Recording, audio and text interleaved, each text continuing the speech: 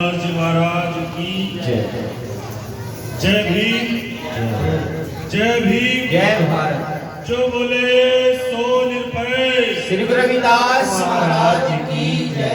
सर्वप्रथम संत शिरोमणि श्री गुरु रविदास जी के चरणों में नमन करते हुए और बहुजन समाज में जन्मे तमाम संतों, महापुरुषों, गुरुओं, रहबरों के चरणों में नमन करते हुए स्टेज पे विराजमान हमारी माताएं और हमारे संत महापुरुष सबके चरणों में नमन करते हुए यहाँ पर पहुंची मेरी माताएं, बहनें, मेरे पिता तुल्य बुजुर्ग, मेरे भाई, सभी के चरणों में नमन करते हुए और आप सभी को गुरु के लड़ लगाने वाले हमारे यहाँ पर जो प्रचारक साथी हैं, जो टीम पहुंची है, जो इतने अच्छे तरीके से आपको गुरु महाराज जी के चरणों में जोड़ने का कार्य कर रहे हैं, सबके चरणों में नमन करते हुए अपनी बात को शुरू करूंगा। मैं धन्यवाद करता हूं यहाँ की आयोजक कमेटी का, यहाँ के संतों महापुरुषों का, जिन्होंने मुझे यहाँ पर इतना मान सम्मान दिया, मुझे यहाँ पर पहुंचने का मौका दिया, बोलने का मौका दिया। मैं भीम आर्मी आजाद समाज पार्टी का एक छोटा सा सेवक हूँ। इस समाज के अंदर बाबा साहब सतगुरु रविदास जी महाराज और बहुजन समाज के अंदर जन्मे महापुरुषों के रास्ते पर चलने का कार्य कर रहे हैं और समाज के लोगों को महापुरुषों के रास्ते के बारे में बता रहे हैं। मैं आज इस खुशी के मौके पर महाराज जी को बधाई देता हूं और साथ ही साथ आज एक मैसेज जो भाई चंद्रशेखर आजाद जी की तरफ से आप लोगों के लिए भेजा गया है, वो मैसेज आपके बीच में लेकर पहुंचा हूं।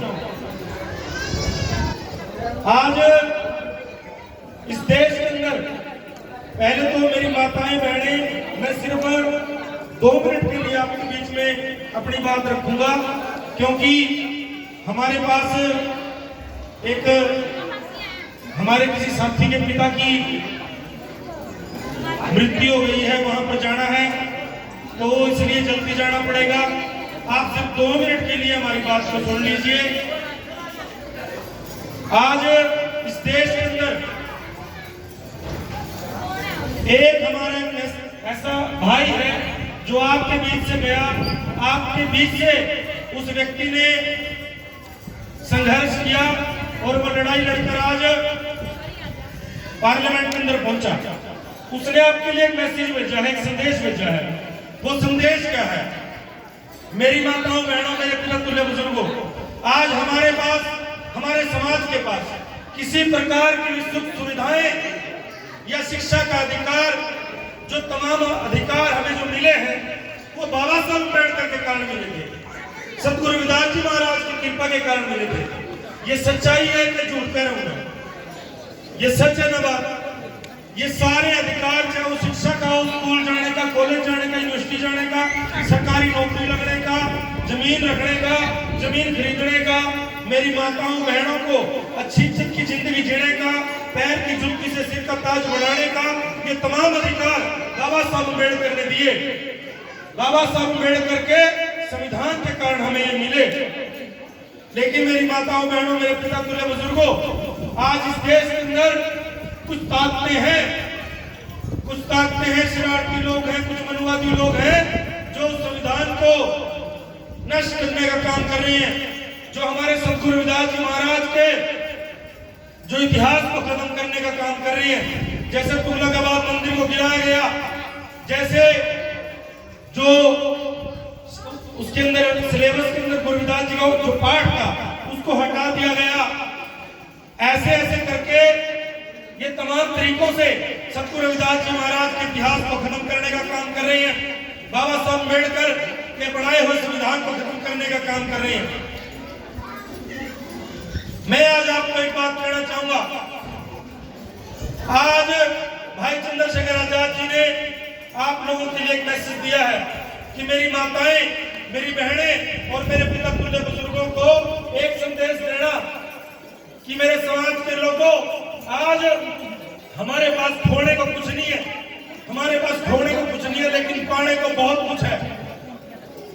आपको अपने घर में एक रोटी कम खानी है, अपने शरीर पे एक कपड़ा कम पहन लेना है, अपनी जो और सुख सुविधाओं की चीजें हैं उनको कम कर देना है, लेकिन अपने बच्चों को इतना शिक्षित करना है, इतना शिक्षित करना है ताकि वो पढ़ लिख के कल वो बच्चे बड़े बड़े पदों के ऊपर बैठे और हमारा जो समाज का जो आर्थिक स्ट्रक्चर है, जो हमें आर्थिक रूप से कमजोर करने का सरकारें काम कर रही है, इसके अंदर हमारी आने वाली जो नस्लें हैं वो मजबूती प्रदान कर सके।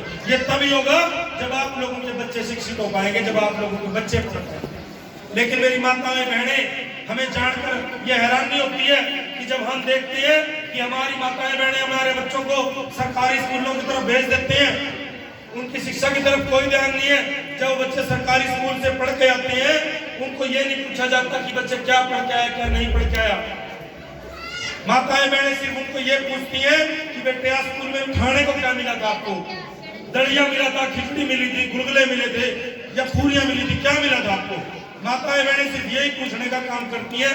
हमारे जो पुरुष हैं, हमारे जो पिता तुल्य जो बुजुर्ग हैं, वो भी शायद उस तरफ ध्यान नहीं दे पा रहे। सरकारी स्कूलों की व्यवस्था ऐसी बना दी गई है कि दलिया खिचड़ी के अंदर हमें उलझा के हमारी शिक्षा को नष्ट करने का काम किया जा रहा है। हमें उसकी तरफ ध्यान देना पड़ेगा, अपने बच्चों की शिक्षा की तरफ ध्यान देना पड़ेगा, क्योंकि हमारी अगर नस्लें खराब होगी, अगर ये अनपढ़ रहेगी, तो आने वाला हमारी जो स्थिति है वो इतनी खराब हो जाएगी कि आज तो हम यहाँ तक पहुंचे हैं। जैसे कैसे हमारे बुजुर्गों की मेहनत के बदौलत हम यहाँ पहुंच चुके हैं, लेकिन आने वाला समय ऐसा आएगा कि हमारे बच्चे अगर अनपढ़ हो जाएंगे तो हमारी स्थिति बहुत ज्यादा खराब हो जाएगी। तो अपने बच्चों को शिक्षा की तरफ प्रेरित कीजिए और उनके स्कूलों में क्या हो रहा है, उनके स्कूलों में जाइए, उनके टीचर से मिलिए, उनके अध्यापक से मिलिए और अपने बच्चों की पढ़ाई की तरफ ध्यान दीजिए। और आज इस देश के अंदर हमारे समाज के लोग बाबा साहब और सतगुरु रविदास जी के महाराज जी के नाम पर बहुत जागरूक हो रहे हैं, लेकिन कहीं ना कहीं वो कुछ लोग आज भी पखंड में या तरह तरह की व्यवस्थाओं में उलझे हुए हैं, तरह तरह के और भी आडंबरों में उलझे हुए हैं। मैं कहना चाहूंगा कि ऐसे ऐसे संत महापुरुष हमें महाराज के लाइन के रास्ते पर लगाते हैं। अगर आप यहाँ पे आते हैं, इनके रास्ते पर लगते हैं, तो कृपया करके यहीं लगे रहिए, इन्हीं के एक रास्ते पर लगे रहिए और इनके बताए हुए मार्ग पर चलिए। अगर आप जगह जगह भटकेंगे तो महापुरुषों ने कहा है कि मन कुत्ता दर दर फिरे, दर दर दूर होए, जे तू ही तरह होए, तन्नु दूर दूर करे ना कोई। तो मेरी माताओं बहनों, हमें एक दर का होना है और एक दर का होके अपने संतों महापुरुषों के लड़ लगना है। और आज इस देश के अंदर हमारी एकता, हमारी मजबूती ही हमारी ताकत है। अगर हम एक रहे, एक मुट्ठी बंद करके रहे, तो हम इन सरकारों से, इन मनोवादी ताकतों से लड़ पाएंगे। अगर हम एक नहीं रहे तो आने वाले समय में ये ताकतें हमें और ज्यादा गरीब करने का काम करेंगे, और ज्यादा हमारे अधिकार छीन कर काम करेंगे। इसलिए मैं आप सबको कहना चाहता हूँ कि आप सब लोग, मेरी माताएं बहनें, पिता तुल्य बुजुर्ग, आज इस देश के अंदर भाई चंद्रशेखर आजाद हमारी लड़ाई लड़ रही है। हमें गर्व होता है जब एक अकेला भाई जब पार्लियामेंट के अंदर जाता है जीतने के बाद, वो सबसे पहले किसका नाम लेता है, वहां पे किसका नाम लेता है? वो सतगुरु रविदास जी महाराज का नाम लेकर अपनी उस पार्लियामेंट की यात्रा को शुरू करता है। और गुरु रविदास जी का नाम लेने के बाद, बाबा साहब का नाम लेने के बाद, अपने संतों महापुरुषों का, अपने समाज की माताओं बहनों बुजुर्गों का नाम लेने के बाद वो अपने पार्लियामेंट की पारी को शुरू करता है। और इस देश के अंदर हमारे खिलाफ हो रहे अत्याचारों के खिलाफ, इस देश में हमारी शिक्षा जो खत्म की जा रही है उसके खिलाफ, जो हमारी नौकरियां खत्म की जा रही हैं उसके खिलाफ, बेरोजगारी के खिलाफ, महंगाई के खिलाफ, आरक्षण को खत्म किया जा रहा है उसके खिलाफ, जो हमारे को शिक्षा में जो वजीफा मिलता था वो आज बंद कर दिया जा चुका है, जो हमें स्कॉलरशिप मिलती थी हमारे बच्चों को वो बंद की जा चुकी है। उसके खिलाफ आज अगर कोई इस देश के अंदर आवाज उठा रहा है तो मात्र हमारा जो एक ही भाई एक ही नेता है वो चंद्रशेखर आजाद है। आज हमें जरूरत है उसे एक बच्चे की, अपने एक भाई की आवाज को बुलंद करने का, उसके हाथ मजबूत करने का।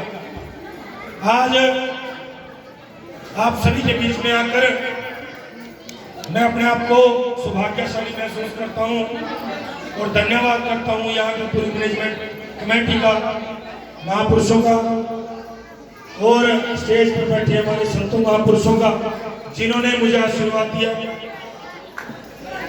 आज आपके बीच में आकर जो आशीर्वाद प्राप्त हुआ ये ताउम्र याद रहेगा। जो आपने सम्मान दिया ये मुझे ताउम्र याद रहेगा। और इस मेले की तरफ से, इस कुटिया की तरफ से भविष्य में भी हम जैसे जैसे आप हमारे लिए आदेश करोगे हम आपके साथ कंधे से कंधा मिला के खड़े हैं। और यहाँ पर आकर आज अच्छा लगा, अच्छा महसूस हुआ और भविष्य में भी यहाँ पर लगातार आते रहेंगे, सद्गुरु रविदास जी महाराज के चरणों में जुड़े रहेंगे। इस वक्तव्य के अंदर अगर मुझसे कोई गलती हो गई हो, मेरे शब्दों में कोई आपको खटास लगी हो, आपका बच्चा हूँ, आपका बेटा हूँ, मुझे अनजान समझ के माफ कर देना। आप सभी से बचा चाहूंगा। जय गुरुदेव, धन गुरुदेव, जय भीम, जय भारत। धन्यवाद। जोरदार तालियों के साथ सभी आरती का अभिनंदन करेंगे।